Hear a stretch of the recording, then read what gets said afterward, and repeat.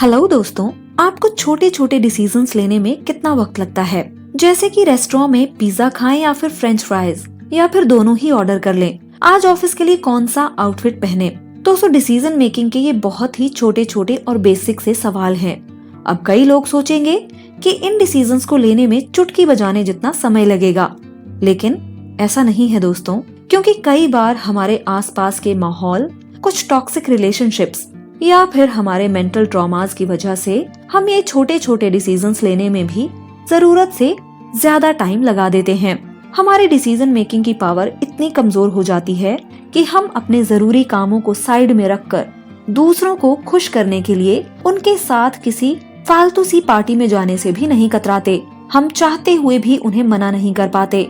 दोस्तों, अगर आपके साथ भी ऐसा ही कुछ है तो आज की किताब की समरी आपके लिए ही है। इस किताब का नाम है एसेंशियलिज्म और इसे लिखा है ग्रेग मैक्योन ने।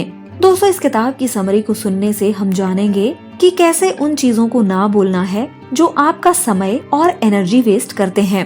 ये समरी आपको सिखाएगी जरूरी चीजों पर फोकस करना और बाकी की चीजों को हटाना, ताकि आप खुशी, शांति और सक्सेस पा सकें। चलिए शुरू करते हैं इस किताब की समरी को सुनना।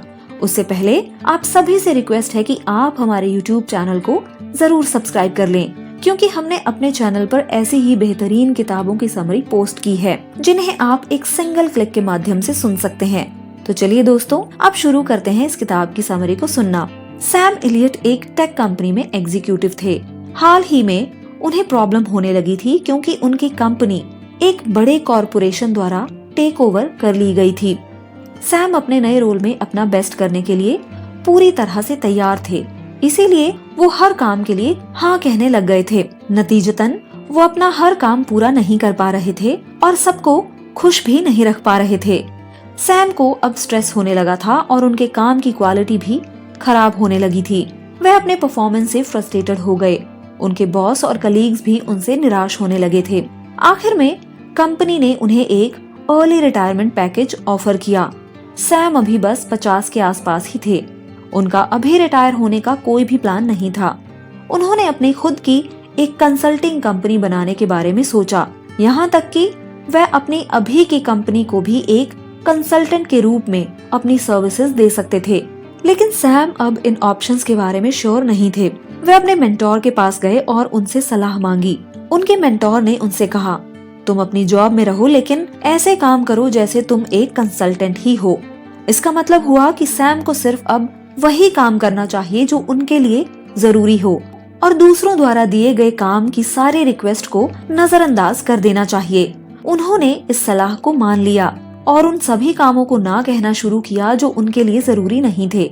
सबसे पहले उनके पास उन कामों के लिए एक सिंपल क्राइटेरिया था जो वह पहले ही करने वाले थे। वह खुद से पूछते हैं, क्या मैं अपने पास जो समय और रिसोर्सेज हैं उनसे ये रिक्वेस्ट पूरी कर सकता हूँ? अगर उनका जवाब ना होता तो वह पोलाइटली उसे मना कर देते थे। सैम ने नोटिस किया कि इससे लोग निराश तो हो रहे थे, लेकिन उनके सच बोलने की आदत की वजह से उनकी इज्जत भी बढ़ गई थी।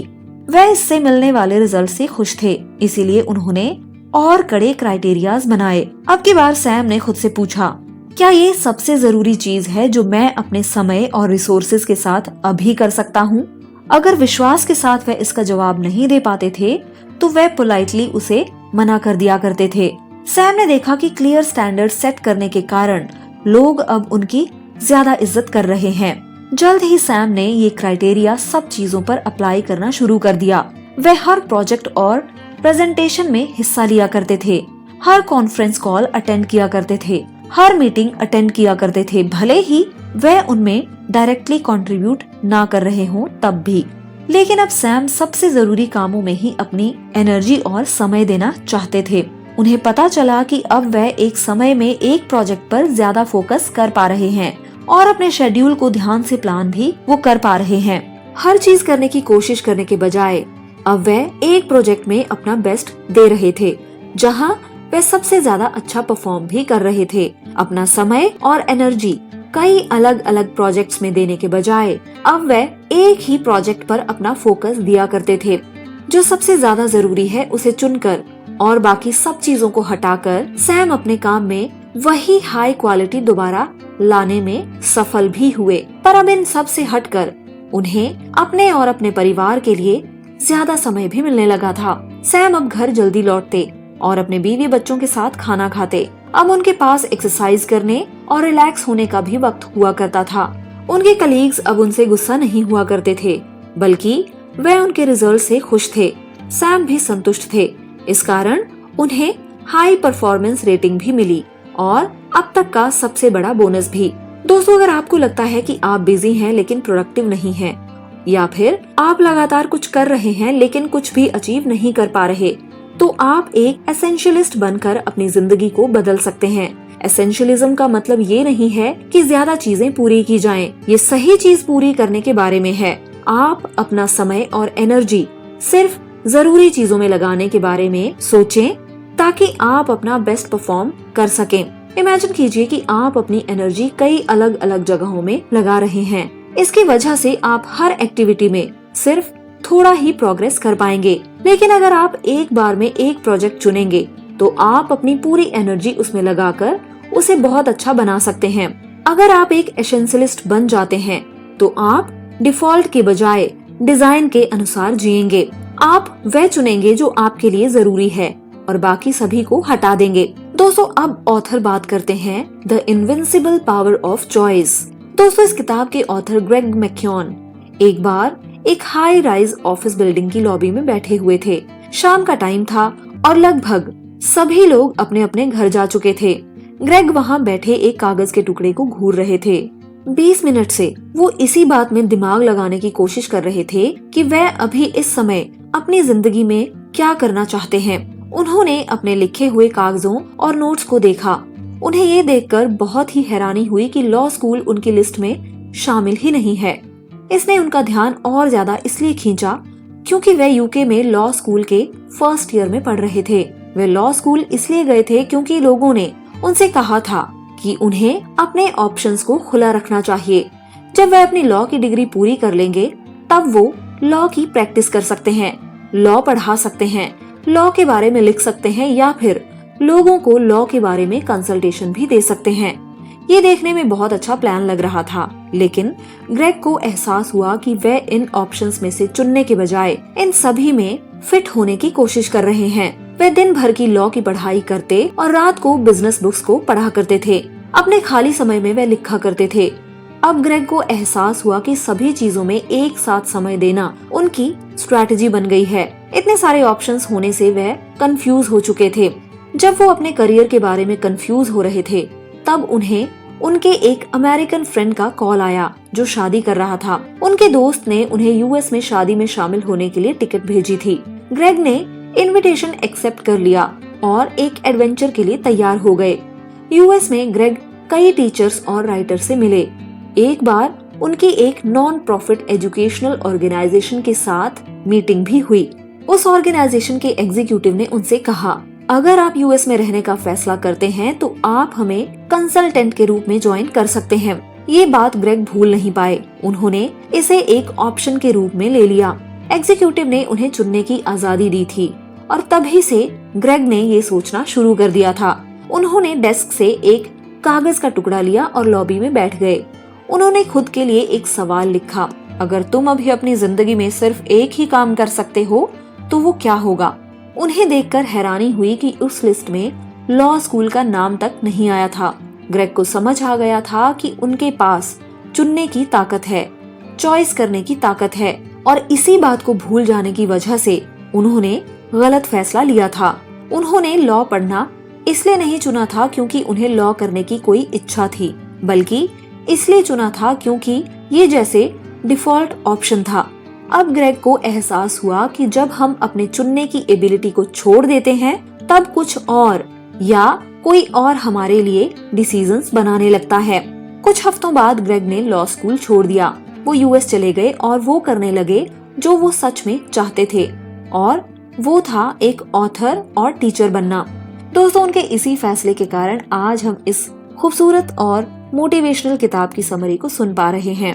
लोगों को अक्सर लगता है कि चुनना एक चीज है, लेकिन ऐसा नहीं है। ऑप्शंस भले ही चीज हो सकते हैं, लेकिन चुनना एक एक्शन होता है। चॉइस कोई चीज नहीं जो हमारे पास होती है, बल्कि ये वो है जो हम करते हैं।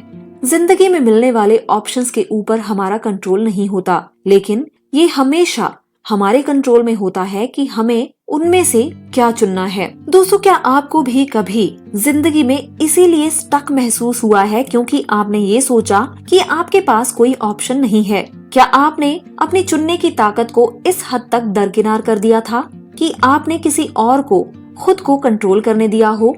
अगर हाँ, तो आप अकेले नहीं हैं। हर किसी ने कभी न कभी ऐसी सिचुएशन फेस जरूर की होगी। मैंने भी की है। हमें एक जरूरी कॉन्सेप्ट याद रखने की जरूरत है, जिसे लर्न्ड हेल्पलेसनेस मतलब सीखी हुई बेचारगी कहा जाता है। इसे मार्टिन सेलिगमैन और स्टीव मायर नाम के 2 रिसर्चर्स द्वारा प्रपोज किया गया था। उन्होंने जर्मन शेफर्ड पर एक एक्सपेरिमेंट किया था। उन्होंने इस नस्ल के कुछ कुत्तों को 2 ग्रुप्स में बांट दिया था। पहले ग्रुप को पट्टे से बांधकर इलेक्ट्रिक शॉक दिया गया, लेकिन उन्हें एक लीवर दिया गया जिससे वो शॉक को रोक सकते थे। दूसरे ग्रुप के साथ भी वैसा ही किया गया, लेकिन उनके लीवर से इलेक्ट्रिक शॉक बंद नहीं होता था। उस सेशन के बाद सभी कुत्तों को एक कमरे में रखा गया, जहां बीच में कम ऊंचाई का डिवाइडर था। कमरे के एक तरफ इलेक्ट्रिक शॉक लगता था, लेकिन दूसरी तरफ कोई शॉक नहीं लगता था। अब यहाँ कुछ इंटरेस्टिंग सा हुआ। पहले ग्रुप के कुत्तों ने जो शॉक बंद कर सकते थे, उन्होंने जल्दी से कम ऊंचाई वाले डिवाइडर के ऊपर कूदना सीख लिया, लेकिन दूसरे ग्रुप के कुत्तों ने कुछ भी नहीं किया। पहले उनके लिवर ने शॉक को बंद नहीं किया था, इसीलिए इन कुत्तों ने लाचारी सीखी थी। इंसानों में भी सीखी हुई लाचारी होती है। जब स्टूडेंट्स या एम्प्लॉयज ये सोचते हैं कि उनकी कोशिशों का कोई भी मतलब नहीं है, तो वह अपना बेस्ट देना बंद कर देते हैं। काम के बाहर भी हम सीखी हुई लाचारी एक्सपीरियंस करते हैं। जब हम अपने फेवरेट दुकान के डिस्प्ले में रखी हुई चीजों को देखते हैं, तो उसे खरीदने से खुद को नहीं रोक पाते। जब हमसे कोई मदद मांगता है तो हम उन्हें ना नहीं कह पाते। हम अक्सर भूल जाते हैं कि हमारे पास हमेशा चुनने की एक एबिलिटी और एक ऑप्शन मौजूद होता है। एसेंशियलिस्ट बनने के लिए आपको अपनी चुनने की ताकत को याद रखने की जरूरत है। ये आपको दूसरे लोगों से अलग करती है। हमेशा याद रखें कि आपके पास एक चॉइस जरूर होती है। आप इसे अपनी जिंदगी के किसी भी हिस्से में अप्लाई कर सकते हैं। कभी भी दूसरों की चॉइस या अपने खुद की पिछली चॉइस के आगे लाचार महसूस मत कीजिए। अभी इसी समय आप अपनी जिंदगी को बेहतर बनाने के लिए खुद फैसले कर सकते हैं। अब लेखक लिखते हैं, the unimportance of practically everything. Discern का मतलब है फर्क खोजना या समझना। हमें ये जानने की जरूरत है कि क्या इम्पोर्टेंट है और क्या नहीं। जॉर्ज ऑरवेल की नॉवल एनिमेटेड फार्म में बॉक्सर द हॉर्स नाम का एक कैरेक्टर था। बॉक्सर ताकतवर और मेहनती था। उसकी हर प्रॉब्लम के लिए जवाब मैं और ज्यादा मेहनत करूंगा होता था। वह तब तक ज्यादा मेहनत करता रहा जब तक कि आखिर में वह थककर चूर नहीं हो जाता था। बॉक्सर को एक दिन स्लॉटर हाउस यानी बूचड़ खाने में बेच दिया गया, जहां जानवरों को मार दिया जाता था और उनकी खाल से चीजें बनाई जाती थी। दोस्तों, उसके इरादे अच्छे थे, लेकिन उसके इस माइंडसेट ने फार्म में प्रॉब्लम्स को बढ़ा दिया था। क्या आप बॉक्सर से रिलेट कर पा रहे हैं? क्या ऐसे चैलेंजिंग हालात आए हैं जहां आपका जवाब था ज्यादा और लंबे समय तक काम करना? हम सभी को कम उम्र से ये सिखाया जाता रहा है कि ज्यादा मेहनत ज्यादा अच्छे रिजल्ट्स की ओर ले जाती है, लेकिन दोस्तों, मेहनत की वैल्यू की भी एक लिमिट होती है। ऐसा भी एक पॉइंट आता है जिसके बाद मेहनत या फिर ज्यादा मेहनत का कोई भी मतलब नहीं रह जाता। ऐसा भी एक पॉइंट आता है जहां कम मेहनत करना ज्यादा बेहतर होता है।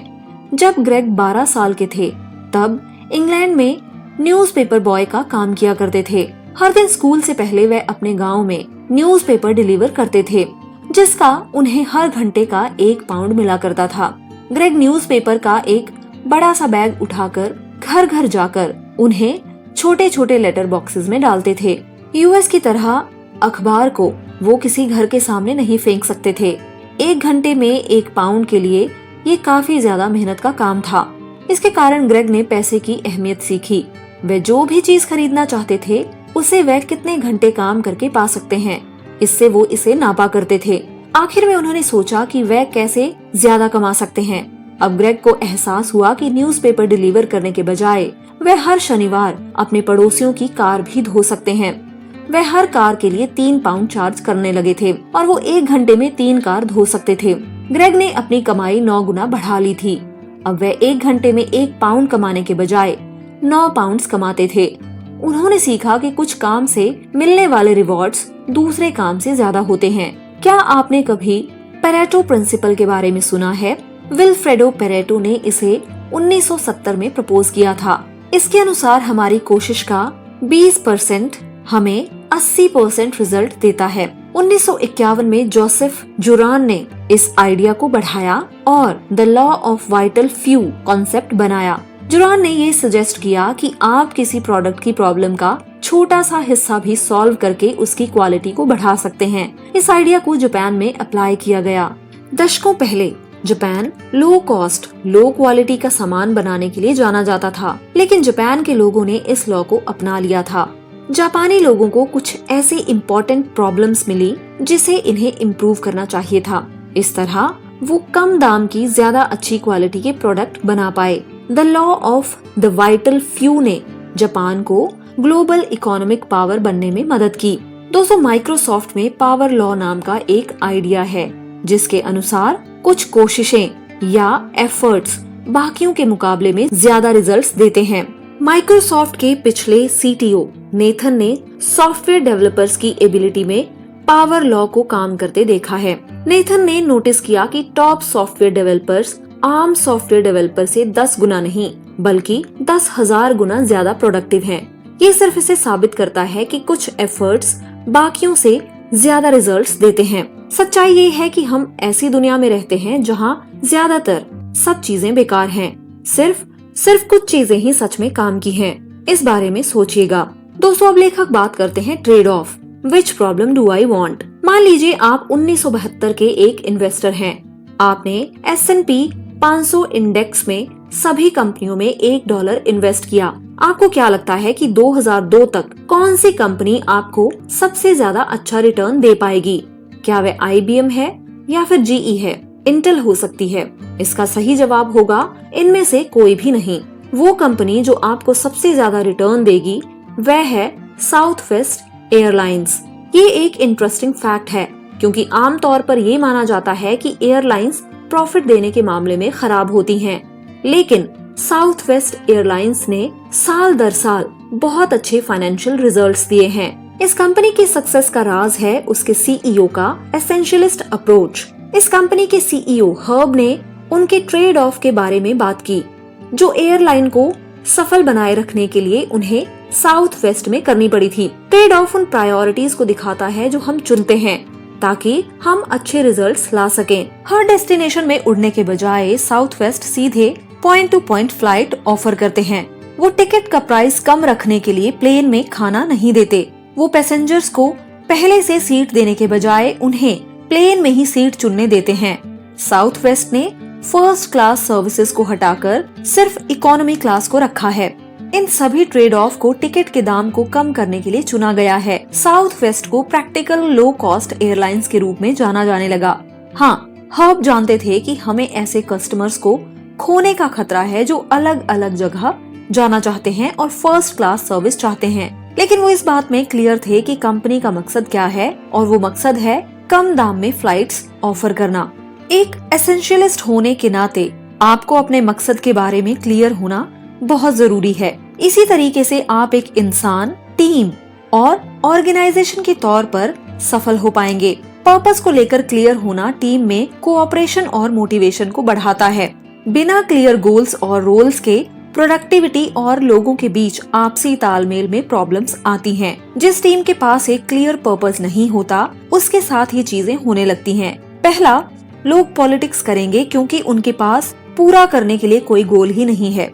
इसीलिए मैनेजर की अटेंशन पाने के लिए वो एक दूसरे से मुकाबला करते हैं। दूसरा, एक क्लियर पर्पस नहीं होने से लोग एक ही समय पर अलग अलग चीजें करते रहते हैं। हर टीम मेंबर वो चीज करता है जो उसे वैल्यूएबल लगती है, लेकिन इससे टीम आगे नहीं बढ़ पाती क्योंकि कोई भी एक दिशा में नहीं जा रहा होता। हर कोई अलग अलग दिशा में भाग रहा होता है। तो इसका हल क्या है? इसका जवाब है एक ऐसा फैसला लेना जिससे आगे हजारों फैसले लिए जा सकें। इसे एसेंशियल इंटेंट या इम्पोर्टेंट थॉट या पर्पस कहते हैं। दूसरे शब्दों में कहा जाए तो ये एक मजबूत और इंस्पिरेशनल मिशन स्टेटमेंट है। कुछ ऑर्गेनाइजेशन के मिशन स्टेटमेंट कुछ ऐसे होते हैं। We want to change the world, यानी हम दुनिया बदलना चाहते हैं। ये स्टेटमेंट इंस्पिरेशनल तो है लेकिन बहुत जनरल भी है।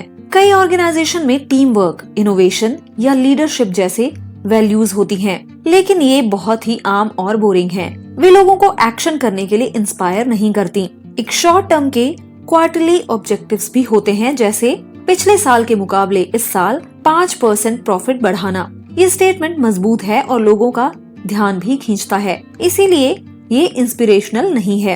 एक एसेंशियल इंटेंट में वह सभी क्वालिटीज होती हैं जो ऊपर के स्टेटमेंट में नहीं है। अब लेखक बात करते हैं एक ना कहने के बारे में। The power of a graceful no. Rosa Park ने अब तय कर लिया था कि अब बस बहुत हो चुका।